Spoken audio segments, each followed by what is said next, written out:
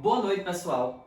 Para finalizar o nosso assunto de histologia e encerrar também, a gente hoje vai fazer uma revisão daquele tradicional quadro e pincel, resolver algumas questões e tirar algumas dúvidas frequentes dos alunos a respeito desse assunto que é tão importante para o seu vestibular, seja ele o tradicional, seja ele o Enem. Lembrando que no Enem, esse assunto ele não vai cair especificamente para você dizer o tipo de tecido, para você dizer se na pele a gente vai ter pseudoestratificado, se ele vai ser estratificado cúbico, não. Ele vai ter mais um amplo geral, onde a gente vai precisar identificar o tipo de tecido em que estamos trabalhando, mediante também algumas doenças, algumas enfermidades que o vestibular cobra, como a gente viu o nome dos tumores no tecido nervoso, que são chamados de gliomas. A gente também vai entender por que na cartilagem é complicado quando acontece uma infecção, que foi o que a gente falou na aula passada, sobre o tecido conjuntivo, que como ele é um tecido avascular, então as defesas não chegam tão facilmente a esse tecido, e entre outras coisas. A gente vai iniciar essa aula lembrando dos 3 folhetos embrionários. E que folhetos são esses, professor? Os folhetos embrionários são aqueles que eu mostrei para vocês, que vão dar origem na organogênese, ou seja, depois que a gente passa por as nossas clivagens, certo? Que a gente teve a união do zigoto, teve a união do espermatozoide com o óvulo e formou o zigoto, que ele vai começar a se diferenciar. Eu vou ter inicialmente esses 3 tecidos, esses 3 folhetos embrionários. Esses folhetos embrionários são responsáveis por originar todos os tecidos que a gente conhece. Professor, mas cadê o tecido ósseo? Cadê o tecido sanguíneo? Cadê o tecido adiposo? Lembrem que o tecido conjuntivo, gente, ele tem uma subdivisão que a gente vai fazer um mapa mental hoje. Ele vai se dividir em tecido adiposo, em tecido propriamente dito, em tecido cartilaginoso, em tecido ósseo, certo? E cada um deles a gente vai dar uma revisada geral para vocês lembrarem desse assunto. Mas inicialmente é muito importante porque eu verifiquei também que o vestibular gosta muito de cobrar qual desses aqui originam esses tecidos. E você precisa saber disso. Olha só, o único desses tecidos aqui que é formado por os 3 folhetos embrionários é a epiderme. Então vamos ligar aqui, ó.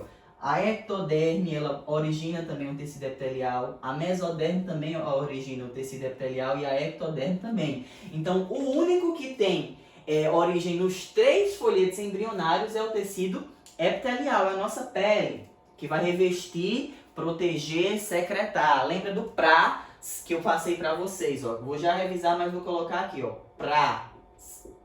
Secreção, absorção, revestimento e proteção. Essas dicas são muito importantes para você quando for fazer o vestibular. Às vezes você lembra assim e mata a questão com um macetezinho desse. O tecido conjuntivo, ele é formado, pessoal, não mais pela endoderme, e sim pela mesoderme e ectoderme. Então, esses dois aqui, ó, vão originar o tecido conjuntivo. Aí, o tecido conjuntivo, eu falei para vocês de TEPAS, com 2P.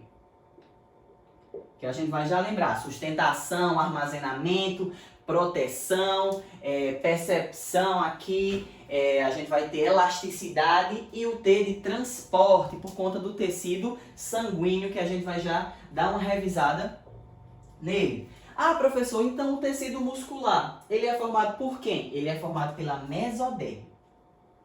Só para a mesoderme? Só pela mesoderme. E o ectoderma, ele vai formar quem? Ele vai formar o tecido nervoso. Então, olha só, a gente tem o tecido epitelial formado pelos 3 folhetos embrionários, temos o tecido conjuntivo formado pela mesoderme e pela ectoderme, e temos o tecido muscular formado exclusivamente pela mesoderme e o tecido nervoso formado exclusivamente pela ectoderme. Isso é importante para vocês, pessoal, porque o vestibular gosta muito de trazer esses conceitos para vocês, que vocês iniciam esse assunto lá no 2º ano do ensino médio, 3º ano do ensino médio, e às vezes ele passa despercebido. Aí o Enem e os outros vestibulares vai lá e coloca, e você às vezes acaba esquecendo, mas dessa vez não vamos esquecer. Certo? Então aqui a gente tem a origem dos folhetos embrionários originando os tipos de tecidos que a gente tem no nosso dia a dia. Voltando aqui agora para o tecido epitelial, como eu disse a vocês, a gente vai fazer uma revisão rápida sobre eles e vão lembrar sempre das funções do tecido epitelial através dessa palavrinha. Praz, secreção, que são as glândulas, a gente vai falar um pouco sobre elas. A, que o A é de quê? Quem lembra o A? Isso, A é de absorção. R, revestimento. Vai revestir as cavidades. A gente tem a mucosa, que é, por exemplo, a mucosa bucal, a mucosa vaginal, a mucosa anal, que são a parte de dentro, certo? Que é revestido também por tecido epitelial. Então, não somente a parte de fora, mas internamente a gente vai encontrar as mucosas, que também é tecido epitelial. E o P de proteção. A pele, né, a gente sabe, o maior órgão do tecido, o maior órgão do sistema que a gente pode imaginar que é formado pelo tecido epitelial. A pele ele é um órgão, não é um tecido, ela tem todas essas funções e uma das funções é justamente ser uma camada de defesa. Então a gente vai lembrar dessas 4 funções principais. Quando eu falo também de proteção, você pode incluir a percepção, certo? Eu vou passar uma musiquinha para vocês lá no grupo que vai falar: epitélio que protegia, revestia, secretava, sentia e absorvia, e todo mundo falava. Não tem sangue, mas pode uma glândula formar. Além disso, a gente precisa lembrar de outras coisas do tecido epitelial, que é o que, pessoal? As células deles. As células, elas são justapostas. Eu tenho pouco material entre as células, quase nenhum, na verdade. São bem apregadinhas elas. Eu tenho uma nutrição por difusão. E quem lembra aí que difusão é um tipo de transporte, o que? Ativo ou passivo? Isso mesmo, ele é um tipo de transporte passivo, ou seja, ele acontece sem o gasto de ATP, sem o gasto de energia. Eu tenho aqui as glândulas, que são formadas por esse tipo de tecido epitelial, e elas podem ser de 3 tipos. Elas podem ser endócrinas, quando a secreção acontece dentro de algum vaso, ou seja, dentro do nosso próprio corpo. Um exemplo, a gente tem a hipófise, a gente tem o hipotálamo. De glândulas exócrinas, eu tenho, por exemplo, as glândulas mamárias, as glândulas lacrimais. De glândula mista, a gente sempre tem o nosso amigo tradicional, o pâncreas. Então, dependendo do local onde é secretado o hormônio ou a substância de cada uma dessas glândulas, ela recebe um nome específico. Quando é dentro do nosso corpo, dentro de algum vaso sanguíneo, elas são endócrinas, geralmente são os hormônios. Quando ela é para fora do corpo, como a lacrimal e a mamária, a sudorífera, ela é exócrina, e ela pode ser mista quando ela faz os 2 trabalhos, que é no caso do pâncreas, que ele vai produzir a insulina e o glucagon, e também o suco pancreático para ajudar lá na digestão, que a gente vai estudar quando estiver estudando fisiologia. E por fim, a gente precisa saber que esse tecido, ele se regenera com muita facilidade, ou seja, ele tem uma alta capacidade regenerativa. Ah, professor, o senhor está esquecendo de falar que cada parte do nosso corpo é revestida por um epitélio diferente, que tem aquele que tem uma camada, aquele que tem mais de uma camada, aquele que tem uma camada que é falsa, que a gente chama de pseudoestratificado, a gente tem aqueles que são pavimentosos, tem aquele cúbico que eu lembro que o senhor disse que eu lembrasse, que vai cair no meu vestibular, que os túbulos renais, ele tem um tipo específico. Calma que eu vou mostrar para vocês e falar um pouco aqui também a respeito dos tipos de epitélio que a gente encontra no nosso corpo. Lembrando sempre, pessoal, de dar atenção aos túbulos renais e à bexiga urinária, que é de praxis, assim, já é praticamente uma certeza que nos vestibulares, principalmente os vestibulares da área da saúde, costumam colocar o tipo de epitélio que reveste essas estruturas. A gente sabe que os túbulos renais ele tem esse formato de epitélio simples, porque apresenta apenas uma camada, e cúbico, nessa forma arredondada, mais que cilíndrica, né? Mas tá mais para cilindro do que cúbico.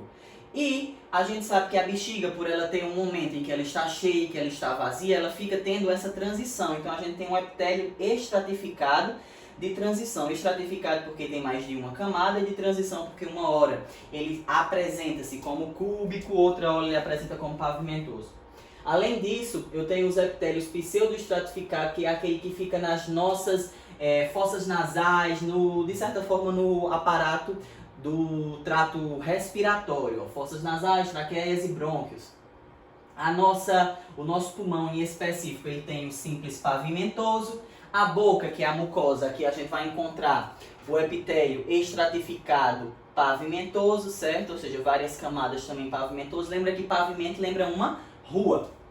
E no nosso estômago aqui, ó, eu vou encontrar o simples prismático, que é aquele que também pode ser chamado de colunal. Ele é simples, mas ele tem essas células um pouco mais alongadas. E por fim, a uretra, aqui que também costuma cair muito, ó, tem o estratificado prismático, ou também chamado de estratificado colunar. É muito fácil você, professor, o senhor dizer, vai ser isso vai cair. Não. Mas o que eu aposto geralmente que sejam cobrados nos vestibulares, principalmente da área da saúde, é tanto o simples cúbico, que a gente viu bem isso e algumas questões sobre isso, e o estratificado de transição. Além do que é muito comum também ser perguntado sobre as vias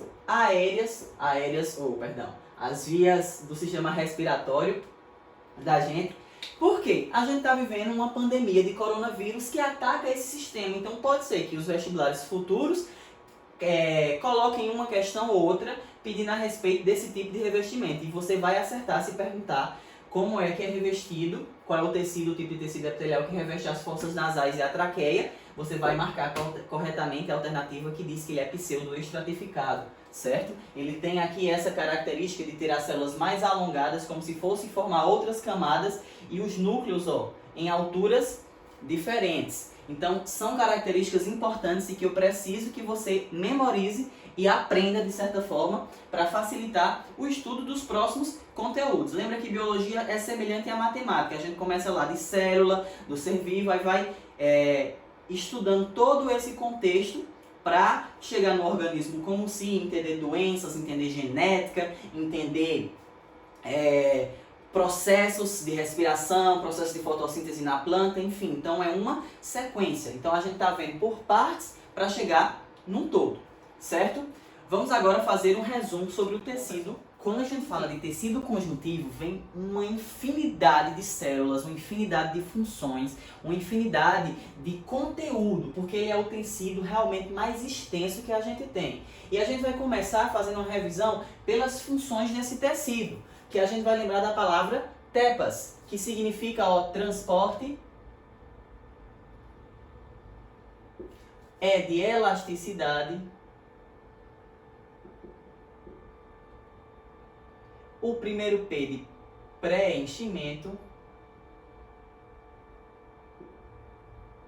que é a principal função do tecido conjuntivo.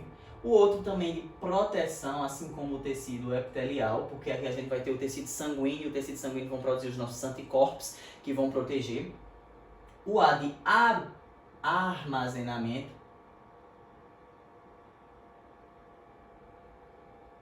E o S de sustentação. A gente precisa lembrar que esse tecido, diferente do tecido epitelial, ele possui muita matéria e pouca célula. Não é que ele tenha quase não tenha células, mas é porque em relação à quantidade de matéria extracelular que a gente tem e intracelular, é bem maior do que a quantidade de células. Diferente do tecido epitelial, que a gente tem uma infinidade de células apregadinhas, justapostas, e quase nenhum material entre essas células. Esse mapa mental aqui é bem simples e faz você relembrar tudo que a gente já viu do tecido conjuntivo. Iniciando pelo tecido conjuntivo propriamente dito, que a função dele é, de certa forma, preencher o nosso organismo, certo? Seja ele através de uma cicatrização, seja ele através de uma reposição tecidual. Eu preciso saber que o tecido conjuntivo ele se divide em tecido propriamente dito, tecido adiposo, tecido sanguíneo ou hematopoético, tecido ósseo e tecido cartilaginoso. E que alguns desses tecidos, ou praticamente todos eles, apresentam características importantes e que precisam ser lembradas. A primeira de todas é que o tecido propriamente conjuntivo, ele se divide em dois. o frouxo, que vai estar revestindo a maior parte do nosso corpo, e o denso, que ele vai ser formado principalmente por fibras que podem estar paralelas ou não. Quando elas estão em fibras paralelas, eu tenho o tecido conjuntivo propriamente dito, denso do tipo modelado. Quando essas fibras não estão em forma paralela, eu tenho o tecido conjuntivo propriamente dito, denso não modelado. Ah, professor, me dê um exemplo disso. É muito comum as questões de vestibular da área da saúde, ou então também, às vezes, até o próprio Enem, perguntar sobre os tendões. Os tendões, principalmente falando a respeito dos tendões de Aquiles, que já pode fazer uma associação de história, filosofia com a biologia, ele é um tecido formado pelo tecido conjuntivo propriamente dito, denso do tipo modelado. Tendões. Eu já vi questões de biologia a respeito do tendão de Aquiles que perguntava simplesmente isso e faz às vezes uma confusão na cabeça do jovem, do adolescente, que não vai mais fazer na sua. Depois a gente tem o tecido adiposo. O tecido adiposo, a principal função dele é proteger contra choques mecânicos, armazenar gordura e também atuar na questão da regulação. Ou seja, lembra que eu falei de gordura marrom e de gordura branca, que os animais hibernantes eles apresentam uma quantidade de gordura marrom que fazem com que tenha mais mitocôndrias e que ele possa dormir por aquela quantidade de tempo sem se preocupar com o alimento, porque esse tecido que aguarda, que armazena esse lipídio, vai fazer com que ele consiga durar durante essa hibernação. O principal ponto do tecido adiposo é justamente isso, é guardar a energia, é ser uma reserva energética. Por que uma reserva energética e não propriamente dito a fonte de energia? Porque como ele armazena lipídios, a gente sabe que os lipídios têm função de armazenar reservas nutritivas. Ele armazena esse lipídio para ser usado como segunda opção. E quem é a primeira opção do organismo, professor? Os carboidratos, são os açúcares. Por isso, quando a gente está lá na academia, começa a suar, diz, eu estou gastando muita caloria, vou emagrecer bem rapidamente. Não, porque primeiro eles vão consumir todos os seus carboidratos para depois consumir os lipídios. O tecido sanguíneo, a principal função dele é de transporte e também de proteção. A gente sabe que o sangue, tudo que é do tecido sanguíneo, ele é produzido pela medula óssea vermelha. E a gente apresenta, além do plasma, que é formado por água e sais minerais, elementos figurativos, que são os linfócitos, que a gente viu que tem os linfócitos que são granulócitos, que são agranulócitos, aí tem neutrófilo, tem azinófilo e tem também basófilo. E a gente vai ter os linfócitos T e B, que vão ser de proteção, a gente vai estudar isso bem profundamente quando for ver sistema imunitário. A gente tem as hemácias, que são vermelhas por conta do pigmento da hemoglobina, que carrega o oxigênio, mas que pode ter uma afinidade com o carbono, o monóxido de carbono, para causar a asfixia, que a gente viu também na aula de tecido sanguíneo, e as plaquetas, que são fragmentos de células, na verdade, fragmentos de monócitos, que servem para cicatrização, para coagulação também. Elas atuam tanto nisso, na interromper aquele fluxo de sangue, para também futuramente cicatrizar. Juntamente, porque são tecidos conjuntivos, então aqui ele vai atuar nos dois, mas principalmente a gente tem a questão de evitar hemorragias com as plaquetas, então elas vão fazer a coagulação sanguínea, certo? Além disso, a gente tem o tecido ósseo, que junto com o tecido cartilaginoso vai dar isso aqui, ó, sustentação e elasticidade. A gente sabe, ó, que as cartilagens que tem na orelha e no nariz são tecido conjuntivo e são tecido cartilaginoso. Esse tipo de tecido apresentam algumas características que é preciso ser lembrado. E que características são essas? No tecido cartilaginoso eu tenho uma cartilagem que é chamada de hialina, que é aquela que no feto, quando a gente está ainda em formação, ela vai dar início aos nossos ossos. Os ossos vão passar pelo processo de mineralização e é substituído a hialina pelo osso propriamente dito, quando ele está com o cálcio e tudo mais resistente.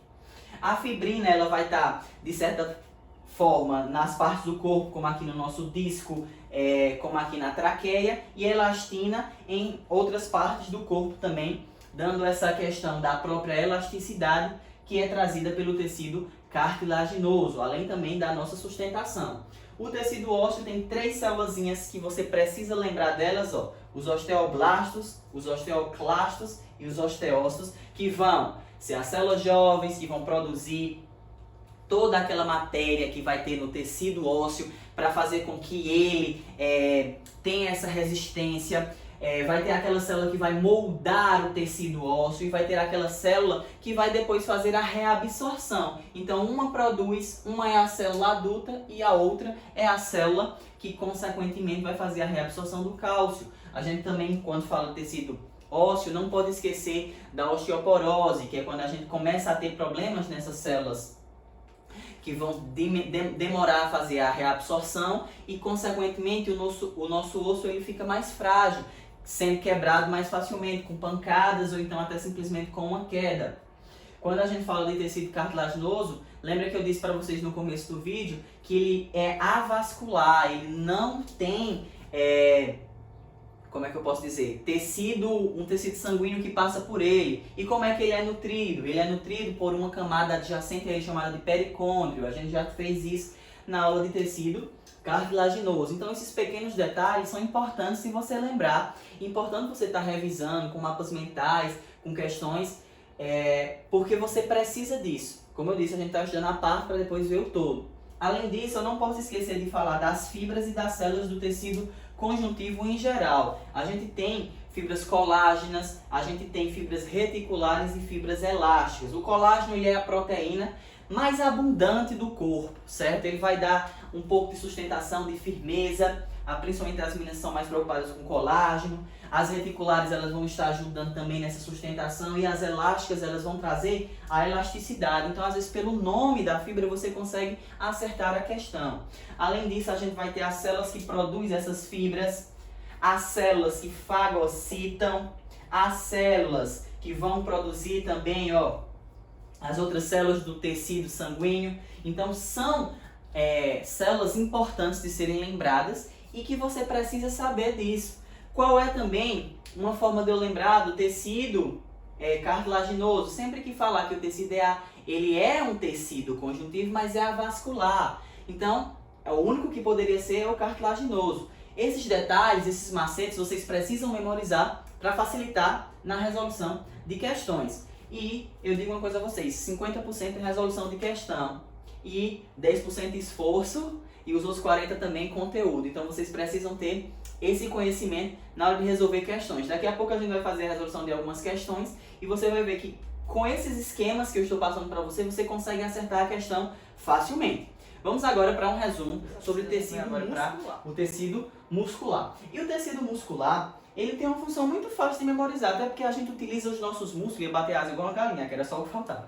A gente utiliza os nossos músculos o tempo todo, pra gente rir, usa vários músculos, pra gente caminhar, usa vários músculos, pra falar, pra gesticular, pra tudo que a gente for fazer, a gente está produzindo movimento e esses movimentos são produzidos justamente pelo tecido muscular, aquele que fica pregado com os nossos ossos, aquele que está lá no nosso coração batendo o tempo todo, aquele que reveste o nosso trato digestivo. Então tudo isso é função do tecido muscular, ou seja, ele vai produzir os movimentos que a gente vai produzir.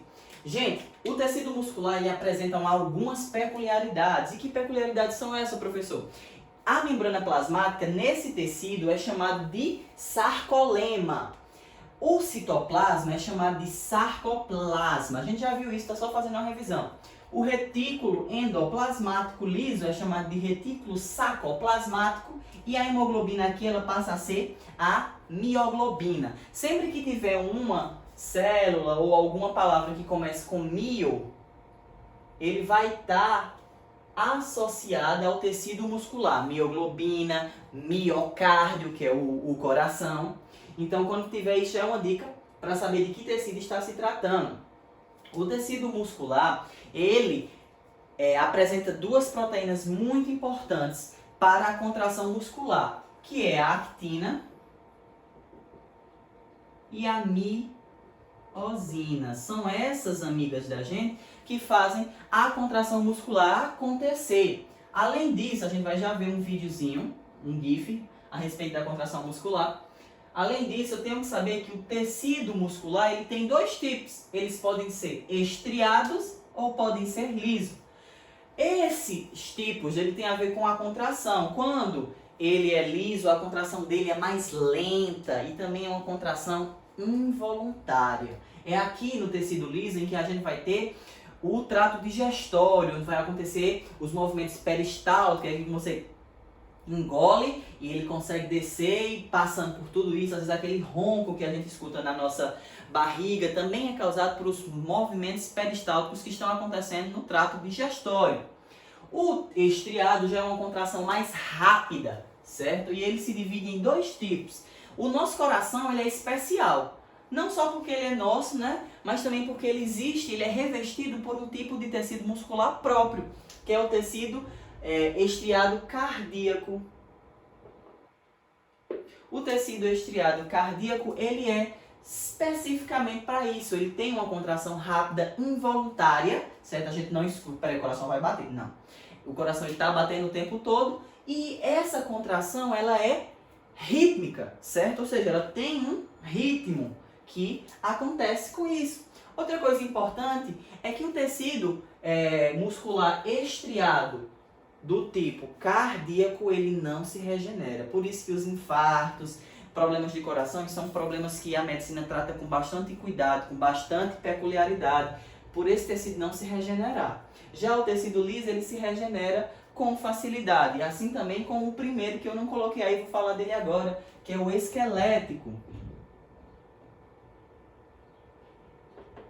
O esquelético, ele está junto com os nossos ossos e tem a função também de ser rápido, só que ele, diferente do liso e do cardíaco, ele é voluntário. Eu posso simplesmente estar aqui com os músculos relaxados, depois contrair, depois me movimentar, e ele vai estar junto aí, ó, do tecido estriado esquelético. Quando tiver um tipo de tecido que perguntar o motivo dele ser estriado, é porque a contração dele é rápida.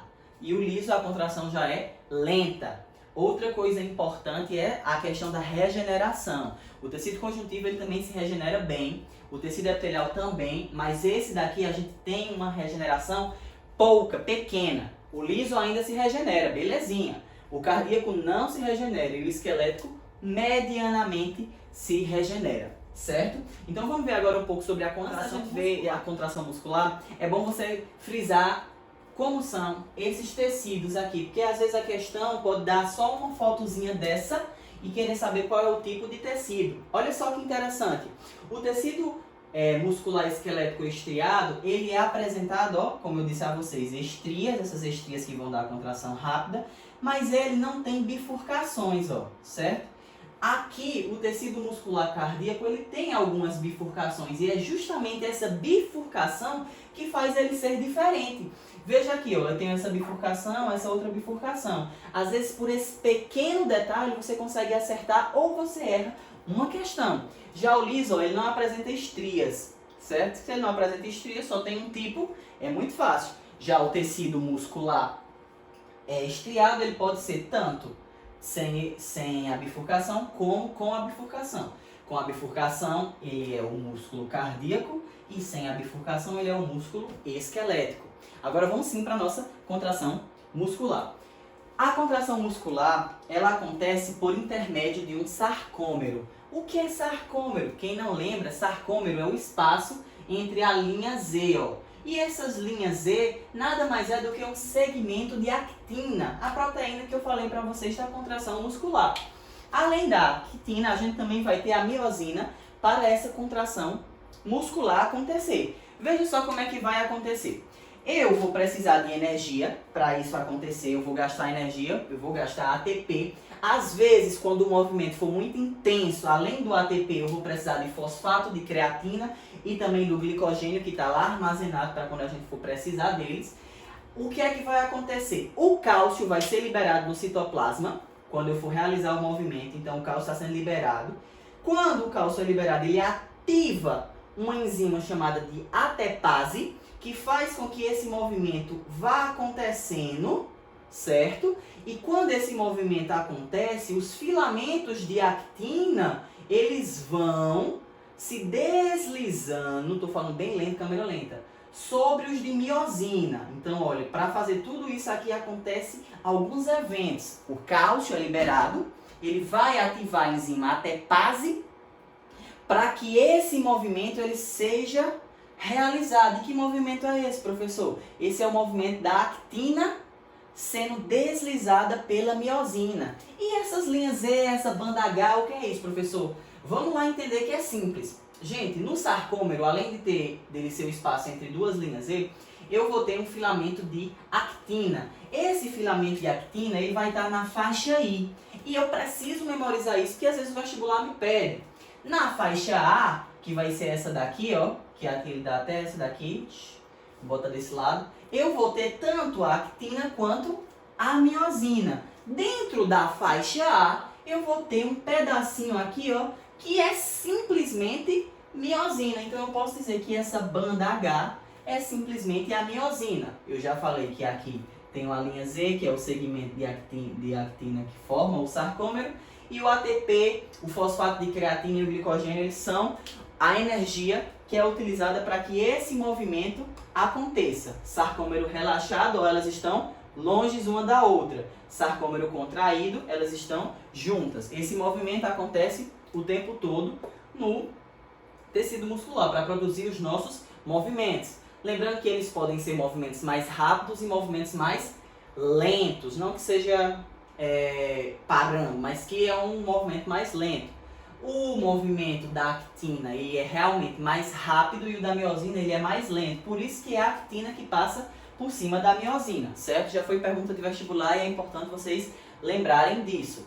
Vamos agora para um resumo rápido do tecido nervoso e resolver algumas questões que estão nessa aula. Para finalizar, a gente vai ter o tecido nervoso. E o tecido nervoso, para vocês não abusarem tanto da minha letra feia aí, eu vou botar aqui o slide para ficar mais fácil de compreender. O tecido nervoso, a função principal dele é a produção, certo? O transporte, a transferência do impulso nervoso, que também é chamado de potencial de ação. É ele quem vai passar as informações para todo o corpo. Quando a gente for estudar o sistema nervoso, não somente o tecido, a gente vai entender que tem o periférico, tem o central, mas a principal função desse tecido é conduzir impulsos nervosos. Até o próprio nome já diz, a condução de impulsos nervosos acontece aqui por esse cara que é muito importante pra gente. Eu já botei uma característica dele aqui, ó, bem destacada, porque eu preciso que vocês lembrem que os tumores que atacam esse tipo de tecido são chamados de gliomas. E como esse camarada aqui, diferente dos outros, ele não tem regeneração de nenhuma forma, eu não tenho regeneração no tecido nervoso, os tumores nele acabam sendo mais, como é que eu posso dizer? Mais agressivos, porque se a célula desse tecido não vai se regenerar, o que é que acontece? Ela começa a morrer e acontece o efeito cascata, vai causando a morte de outras células pela multiplicação do próprio tumor. Uma coisa importante do tecido nervoso é a gente conhecer a principal célula dele, que é o neurônio. Mas não somente o neurônio, eu também tenho a neuroglia, certo? O neurônio ele vai ser dividido em algumas partes. O corpo celular dele, onde eu vou encontrar o citoplasma, eu vou encontrar o núcleo, eu vou encontrar a organela, sem nomezinhos complicados como no tecido muscular. Ele vai ter o axônio, que é aquela linhazinha que a gente vê quando faz os neurônios, que ele vai ativar justamente a condução do impulso nervoso ou potencial de ação. Os dendritos, que vão ser responsáveis pela sinapse, que a gente vai conhecer e revisar, que elas podem ser químicas ou podem ser químicas, viajei aqui agora. Elas podem ser químicas ou podem ser, não lembro, depois eu digo a vocês daqui a pouquinho. Eu vou ter as células de Schwann, que vão produzir a mielina. E o que é mesmo a mielina? Sempre que eu falo do tecido nervoso para os alunos, eu digo a eles sobre duas doenças, a esclerose múltipla e a adrenoleucodistrofia, que também é chamada de doença de Lorenz. Eu sei que vocês assistiram um vídeo passado da aula e vocês estão lembrados dessas duas doenças, que elas são acometidas, né? Uma geneticamente, claro, a outra da esclerose múltipla, a gente não tem ainda uma determinação como é que ela atinge as pessoas, mas a adrenoleucodistrofia ela é genética, geralmente os meninos eles apresentam, por isso que é chamada de doença de Lorenz. Eles não vão ter essa mielina, ela vai ser deficiente, essa síntese de mielina. E o que é que vai acontecer? A mielina ela é responsável por aumentar seja, quando o axônio ele possui essa mielina, aumenta a condução do impulso nervoso, ele fica mais rápido.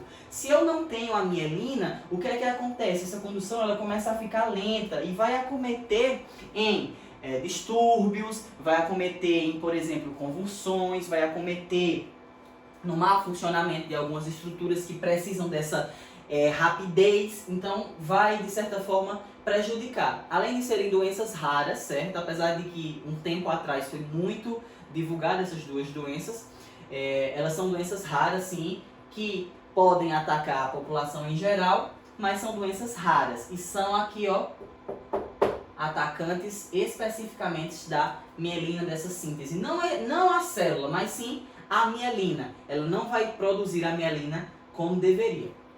Os nódulos de Ranvier é como se fosse tipo um sinalzinho de que terminou uma parte de uma célula. E que célula é essa? A célula de Schwann, certo? Os nódulos de Ranvier, que eu vou já mostrar a imagem para vocês, ele simplesmente é o limite, é o que dá aquele pontinho que acabou uma célula de Schwann e começou outra. Os neurônios, em relação às outras células, elas são células que são grandes e seus diâmetros podem ter até 151. Além disso, eu tenho a neuroglia. A neuroglia, elas são células, certo? Menores do que os neurônios, mas elas são mais numerosas. Elas são responsáveis por sustentar, por nutrir, por proteger. Existem 3 tipos de células da neuroglia. Os astrócitos, que tem forma de estrela, os oligodendrócitos e a microglia, que é o que a gente vai conhecer nesse exato momento. 1, 2, 3, pulei aqui eles, ó. Olha aqui, ó. E qual é a função deles, professor? A função dos astrócitos que estão aqui, ele pode ser protoplasmático ou fibroso, é principal sustentação. A microglia aqui, ela tem função de fagocitose, parecida com um macrófago. E os oligodendrócitos, eles têm função da produção de mielina. Inclusive, da célula de Schwann, eu apresento muito desses oligodendrócitos. Então, vamos ver como é o nosso amigo neurônio, ó. Olha aqui o neurônio, certo?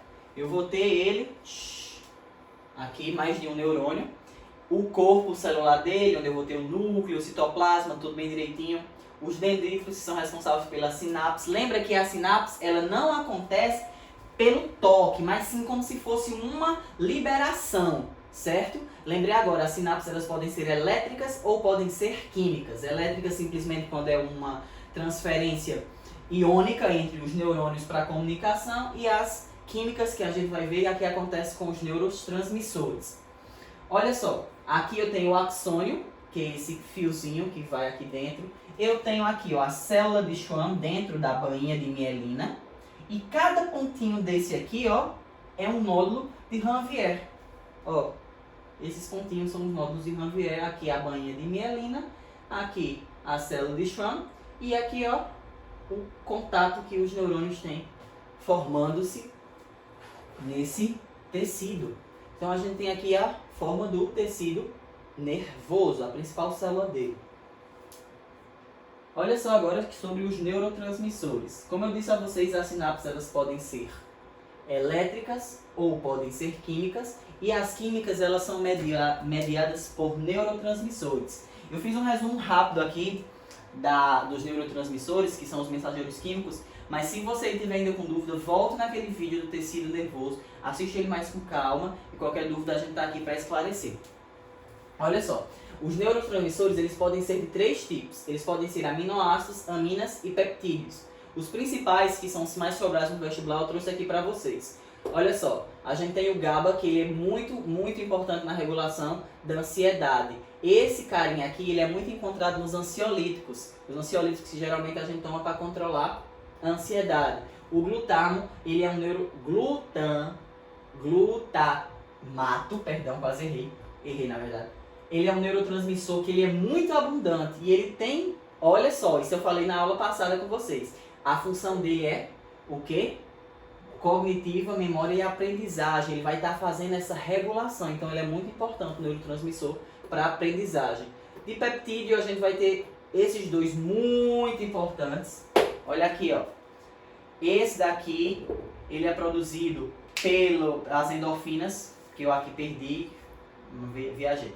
A endorfina, que é um neurotransmissor que é liberado por os sinais de dor, mas lembra que eu falei que a endorfina também não é só aquela questão da dor, mas ela pode ser aquela satisfação, o sentimento de euforia e de felicidade. Esse primeiro aqui, eu viajei colocando ele mais releve.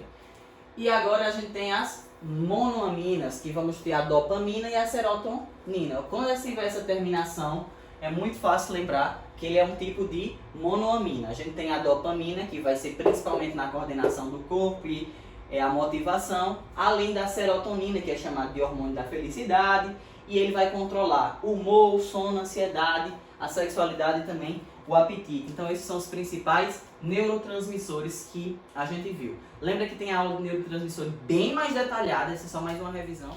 Bora lá, pessoal, para a resolução de questões.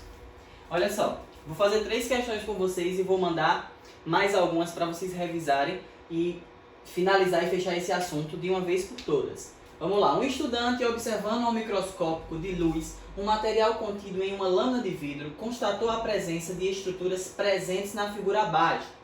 O tecido observado pelo estudante corresponde a... Gente, obviamente aqui por a gente ver essas estrias, ele se trata de um tecido muscular. Só que ele vai ser o tecido muscular liso? Não, porque ele já tem estrias. Ele vai ser o cardíaco ou esquelético.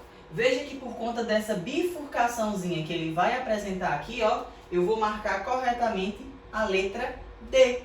Viu que eu disse a vocês que é muito comum cobrarem questões desse jeito. Então é importante que vocês saibam que quando ele tiver essa bifurcação, ele vai ser o tipo de tecido muscular cardíaco. Questão simples, mas que poderia pegar muita gente aqui em dúvida entre D e E. Dando continuidade, ó, passar aqui, vamos aqui para a segunda questão. Suponha que um médico, analisando o hemograma, tenha detectado que certo indivíduo apresenta anemia, tendência à hemorragia e infecção. Considerando o seu conhecimento sobre os elementos figurados do sangue, hemácias, plaquetas e leucócitos, analise a alternativa referente ao número maior ou menor desses elementos que permitiu ao médico a conclusão sobre os problemas do paciente em questão. Então, bora lá. Se ele está com anemia, ele está com uma deficiência nas hemácias, que ele não vai estar transportando oxigênio como deveria. Se ele está com hemorragia, isso significa que as plaquetas dele também estão em menores quantidades. E se ele está com uma infecção, provavelmente o corpo está combatendo essa infecção. E ele vai ter que ter um número elevado de leucócitos. Aquele que apresenta menor, menor, maior é letra B. E você acertava também essa questão simples sobre tecidos, especificamente aqui o tecido sanguíneo, certo? E, por fim, a nossa terceira questão.